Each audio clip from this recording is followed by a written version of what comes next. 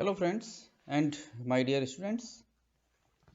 Thermodynamics की lecture series के अंदर हमने एंट्रोपी से रिलेटेड कई सारे टॉपिक्स को डिस्कस हम ऑलरेडी कर चुके हैं और इससे ठीक पहले वाले लेक्चर के अंदर हमने डिस्कस किया था हेल्महोल्ट्ज एनर्जी को और गिब्स एनर्जी को, और साथ ही साथ हमने देखा था कि किसी भी प्रोसेस के लिए डेल्टा जी के क्राइटेरियन के तौर पर वो प्रोसेस स्वतः प्रवर्तित कब हो सकता है या साम्यावस्था की स्थिति में कब आ सकता है। तो इन सब चीज़ों को हमने इससे पहले वाले लेक्चर में डिस्कस किया था, जिसका कि लिंक यहाँ पर मैं शेयर किए हुए हूँ इन्फॉर्मेशन टैब में जाकर के आप उसे क्लिक करके वहाँ पर उसे देख सकते हो। मैंने पिछले लेक्चर में भी आपसे रिक्वेस्ट की थी कि आप जब तक पूरे वीडियो को नहीं देखेंगे किसी भी पॉइंट को आप पूरा ढंग से समझ नहीं पाएंगे, इसीलिए मैं चाहता हूँ कि आप सभी लोग यदि वीडियो देख रहे हैं तो उन्हें शुरू से लेकर अंत तक पूरा देखिए, तब आपको जाकर के पूरा का जो टॉपिक है वो आसानी से समझ में आ जाएगा। तो हम इस लेक्चर के अंदर डिस्कस करेंगे आज गिब्स हेल्महोल्ट्ज इक्वेशन। निश्चित रूप से आप कोई भी साल का पेपर उठा करके देख लीजिए, आपको गिब्स हेल्महोल्ट्ज इक्वेशन से रिलेटेड एक न एक क्वेश्चन जरूर एग्जाम के अंदर मिलता है। तो एक बहुत महत्वपूर्ण और इम्पोर्टेंट टॉपिक है ये गिब्स हेल्महोल्ट्ज इक्वेशन, जिसका कि डेरिवेशन एग्जाम में 2-2.5 नंबर के रूप में हमेशा पूछा जाता है। साथ ही साथ हम यहाँ पर डिस्कस करेंगे variation of Gibbs energy with temperature and pressure, यानी कि ताप और दाब के साथ गिब्स एनर्जी के अंदर क्या परिवर्तन होता है। तो सबसे पहले हम यहाँ पर देखेंगे गिब्स हेल्महोल्ट्ज इक्वेशन को। यदि हमें मान के चलें कि G1 is the free energy of A system is constant temperature in its initial state, अर्थात किसी तंत्र की ताप T पर प्रारंभिक अवस्था में यदि उसकी फ्री एनर्जी G1 है, यदि हम इस अवस्था पर ताप को अनंत सूक्ष्म मात्रा dt से यदि बढ़ा दें, तो इस परिस्थिति में जो उसकी मुक्त ऊर्जा है वो बढ़ जाएगी G1 से प्लस dG1 के रूप में। अर्थात वापस से इस पॉइंट को समझिए कि किसी तंत्र का प्रारंभिक अवस्था में T ताप पर गिब्स एनर्जी क्या है, G1 है। यदि हमने इसी अवस्था में ताप को अनंत सूक्ष्म मात्रा dt से बढ़ा दिया, तो उसकी फ्री एनर्जी में जो इंक्रीमेंट होगा उसी अवस्था में वो क्या हो जाएगा, dG1 के तौर पर होगा। तो टोटल फ्री एनर्जी क्या हो जाएगी, G1 प्लस dG1 हो जाएगी। इसी प्रकार से उसकी फाइनल स्टेट के अंदर जो फ्री एनर्जी है वो G2 थी, तो वो बढ़कर के क्या हो जाएगी, G2 प्लस dG2। कब, जबकि हम टेम्परेचर में राइज कर देते हैं T प्लस dt से। Now according to the fundamental thermodynamic equation, ये एक बहुत ही महत्वपूर्ण थर्मोडायनेमिक फंडामेंटल इक्वेशन है, dG बराबर minus S D T plus VdP। इसकी मदद से हम गिब्स हेल्महोल्ट्ज इक्वेशन को क्या करेंगे, डिराइव करेंगे। नाउ एट कांस्टेंट प्रेशर, स्थिर दाब पर dP बराबर 0, so this equation becomes dG बराबर minus S D T. Now यदि हम इनिशियल और फाइनल स्टेट को हम लेकर के चलें तो dG1 बराबर minus S1 dt and dG2 बराबर minus S2 dt। Now the subtract the free energy of final state to the initial state. यदि हम फाइनल स्टेट से इनिशियल स्टेट की जो गिब्स फ्री एनर्जी उसको घटा दें, यानी कि dG2 minus G1 minus S2 minus S1 dt, तो ये इक्वेशन कन्वर्ट हो जाएगी किसमें, d delta G minus delta S dt के अंदर ये इक्वेशन कन्वर्ट हो जाएगी। या इसे हम इस प्रकार से भी लिख सकते हैं कि del delta G over del T बराबर माइनस डेल्टा S। इसको वापस देख लीजिए, यहां पर हमने क्या किया है कि इसको T को नीचे लिया है, तो del delta G over del T at equal to minus delta S में इसको कन्वर्ट कर दिया है हमने। नाउ डेल्टा S बराबर, डेल्टा S को सेपरेट कर लिया, डेल्टा S बराबर नेगेटिव यानी कि साइन को रिप्लेसमेंट कर दिया, तो minus del delta G over del T। Now the according to Gibbs energy equation at constant pressure, Gibbs energy equation जो है हमारी स्थिर दाब पर, वो क्या है, डेल्टा G बराबर delta H minus T delta S। ये हमने अभी स्पॉन्टेनिटी के क्राइटेरिया के समय इस इक्वेशन को देखा था, डेल्टा G बराबर delta H minus T delta S। इस इक्वेशन के अंदर हम इस डेल्टा S का ये जो मान है वो यहाँ पर क्या रख देंगे, सो डेल्टा G बराबर delta H minus T bracket में minus del delta G over del T at constant pressure, क्योंकि स्थिर दाब पर है तो माइनस माइनस क्या हो जाएगा, ये प्लस में कन्वर्ट हो जाएगा। सो डेल्टा G बराबर delta H minus T del delta G over del T at constant pressure. ये जो इक्वेशन है ये इक्वेशन क्या कहलाती है, गिब्स हेल्महोल्ट्ज इक्वेशन। यहां पर हमने इस गिब्स हेल्महोल्ट्ज इक्वेशन को डिराइव किया है in terms of Gibbs free energy के रेस्पॉन्स में। This equation is helpful and applies to all processes that are proceeds at constant pressure, यानी कि स्थिर दाब पर होने वाले सभी प्रक्रमों के लिए ये उपयोगी है और अप्लाई उन पर होती है।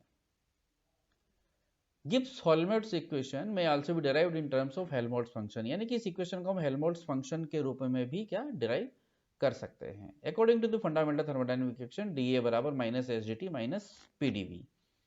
ध्यान रखिएगा वहां था minus S D T plus PdV और ये है minus S D T minus PdV। Now at constant volume dV बराबर 0, तो इक्वेशन कन्वर्ट हो जाएगी किसमें, dA बराबर माइनस एस डी टी, और del A over del T at constant V बराबर minus S. So del delta A over del T at constant volume बराबर minus delta S, यदि हम इनिशियल और फाइनल स्टेट के changes को लेकर के चलें तो। उस परिस्थिति में साइन चेंज कर दिया तो डेल्टा एस बराबर minus del delta A over del T at constant volume. Now the according to Helmholtz function A बराबर यू माइनस टी एस होता है, सो डेल्टा ए बराबर delta U minus T delta S. तो natural delta S का वो जो मान है वो हम क्या करेंगे, ये डेल्टा एस का मान minus del delta A over del T at B को हम यहाँ रख देंगे। सो डेल्टा ए बराबर delta U minus T minus del delta A over del T at constant volume. Again ये माइनस माइनस प्लस में कन्वर्ट हो जाएगा, सो डेल्टा ए बराबर delta U plus T del delta A over del T at constant volume. So Gibbs Helmholtz equation का ये another version है जो कि हेल्महोल्ट्ज फंक्शन के तौर पर है। ये भी इंपॉर्टेंट इक्वेशन है जो कि एग्जाम में पूछी जाती रही है, Gibbs-Helmholtz equation. Now again this equation holds good for all the processes that proceeds at constant volume, अर्थात स्थिर आयतन पर होने वाले सभी प्रक्रमों के लिए ये इक्वेशन भी क्या है, महत्वपूर्ण है। तो हमने इन स्लाइड्स में अभी हमने डिराइव किया यहाँ पर गिब्स-हेल्महोल्ट्ज इक्वेशन को। अब आगे हम नेक्स्ट स्लाइड में देखेंगे सिग्निफिकेंस क्या है इसका, गिब्स-हेल्महोल्ट्ज इक्वेशन का। ये भी एग्जाम में पूछते रहते हैं भाई। हम जानते हैं कि डेल्टा जी बराबर नेगेटिव हो तो प्रोसेस स्पॉन्टेनियस होता है। नाउ इफ डेल्टा जी 0 हो तो प्रोसेस क्या होगा, इक्विलिब्रियम होगा। Now with the help of above two Gibbs Helmholtz equation, जो अब हमने दोनों इक्वेशन डिराइव करी है, we can easily evaluate the value of enthalpy change और इंटरनल एनर्जी चेंज, यानी कि हम उनकी सहायता से एंथैल्पी चेंज और इंटरनल एनर्जी चेंज को आसानी से ज्ञात कर सकते हैं। कब, यदि हमें दोनों के टेम्परेचर कोएफिशिएंट्स क्या हो, आसानी से ज्ञात हो।